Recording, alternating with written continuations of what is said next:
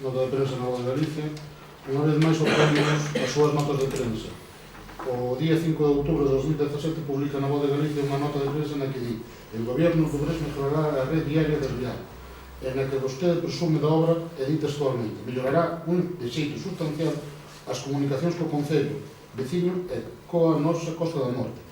Unha obra que na súa primeira fase e que xa está acabada é gracias a que todos os membros da oposición nos puxemos de acordo para facela, porque vostede estaba disposto a perdela no PAI 2016, con tal de non facela, xa que, como dixo, en pleno chegaba un bachelo.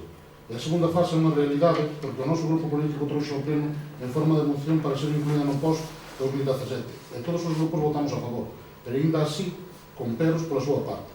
Por iso non sorprende esta nota de prensa. Preguntamos, primeiro, agora considera que tiñamos razón a oposición con este tipo de obra? Por que motivo non di a verdade? Cando vostede di que a oposición nunca presenta nada para mellorar o Val de Obra, como pode explicar dita obra? E por que motivo presume na prensa das obras que lle pide a Consello a oposición? Eu manteño o criterio que mantuve sempre, Óscar, non minto. Sigo dicindo que en toda corporación que ten minoría hai que a veces negociar e aceptar. Eu sigo dicindo que a obra de Real se pode facer con riego, evidentemente non son tonto e está mellor feita así. Está mellor feita así. Evidentemente, de todas formas, volvo ao mismo.